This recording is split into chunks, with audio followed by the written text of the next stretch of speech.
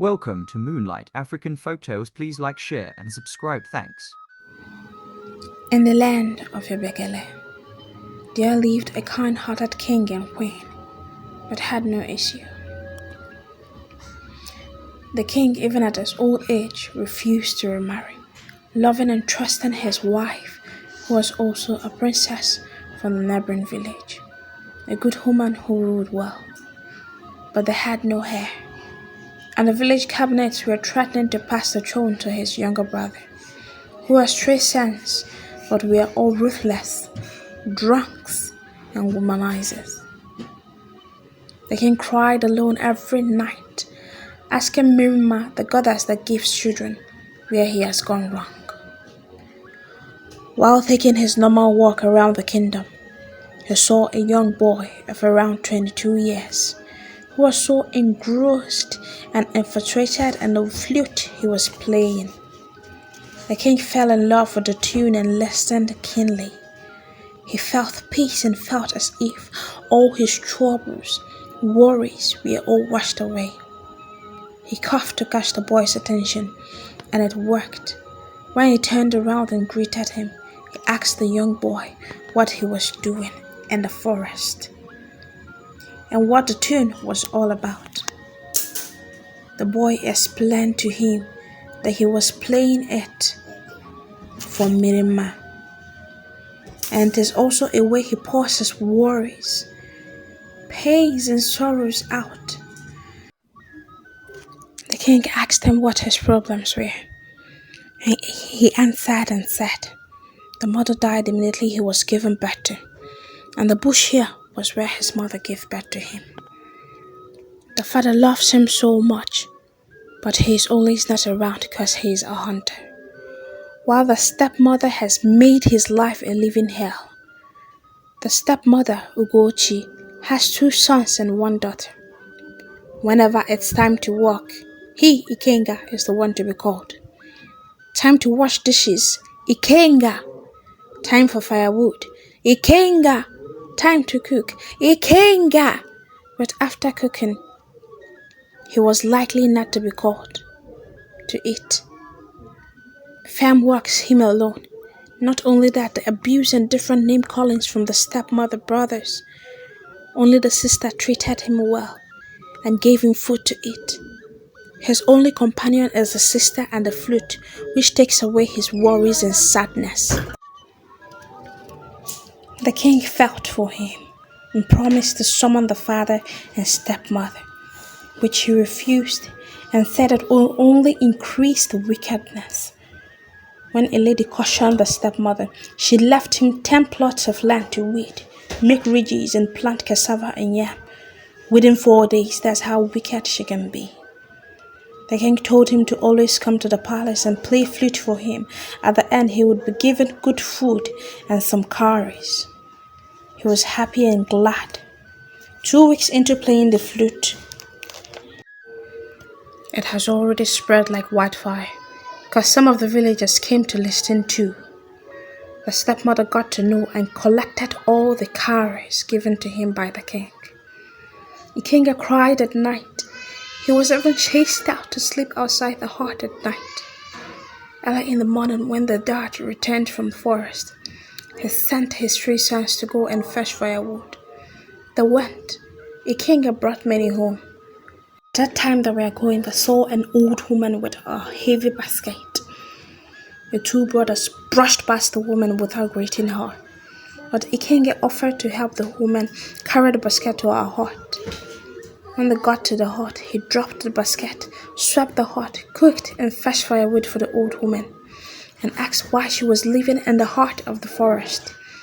The old woman replied to him and said the villagers chased her there, accusing her of killing her husband and children. Ekemma felt sorry and promised to always help her with her house works and farm work, which he did. On a fateful day, while returning from the palace, Ugochi blocked Ekemma that night, gave him a water pot and told him to fill their big keg. Ekemma told her it's midnight already and today is a market day, meaning no one will go to the stream to fetch water, because that's the day ekemma The goddess of fortune takes her bait in the river. Anyone that goes to the river on that day will be swallowed by Eke the python. She said, "That's even better, so you can leave my family." IKENGA fearfully went on. Getting closer to the stream, he saw a beautiful maiden dancing in the water. He started playing his flute. The maiden continued dancing to it. The maiden turned out to be ekemma, the goddess of fortune, and asked him what he is doing here today. He narrated everything to her, and she told him to go home. On getting home, he discovered that all his kegs were filled. Ugoshi was surprised in the morning to see all his kegs filled and IKENGA unharmed. Her surprise turned to anger, and she lost her cool and started shouting. Immediately she saw her husband, telling him to take the boy back to where he brought him from. IKENGA asked what she meant. The father tried shutting her up, but she shouted, "Please, take him out of my house. Tell him how you picked him up, and he is not our son. Tell this mysterious boy to get out of our house and never return." IKENGA was still confused, asking what was happening. The father told him to follow him. They went to a corner, and he dropped the bomb that he is not his father. He was picked. The only thing the mother told him was to name him IKENGA and give this bracelet to him when he was of age. IKENGA collected the bracelet and ran off to the old woman's hut. He embraced the old woman and cried. The old woman told him to go to the palace, that she will meet him there. She disappeared. Her hut, everything, her properties disappeared. IKENGA, out of shock and fear, ran to the palace without looking back. On getting there, he met the queen shouting, "Mmirimma, forgive me. I will confess." And the queen started confessing, telling the king if he remembered Nwako. King said, "Yes, my first love and your best friend, right?" She said yes. Show the king that Nwako was the one he slept with under the influence of the 2 kegs of palm wine he took alone during his coronation. He disvirgined Nwako that night and even gave her his kingly bracelet. Early morning, she came over to the king's hut and met them. She deceived Nwako and sent her out, telling her to leave. If you saw her, you would order guards to behead her. And she didn't believe me, but she left to her hut. So I laid on your bed, pretending to be the one you slept with, and emotionally blackmailed you into taking responsibility, because I am a princess. You didn't want to leave Nwako. Nwako came after a month to tell you that she is pregnant. I told the guards to block her and tell her you said she should abort it, and you do not want to see her in your village ever again. I still went to her, petting and consoling her. I built a hut for her to live alone in the forest. Your chief guard found out and threatened to tell you if I didn't sleep with him. So I did.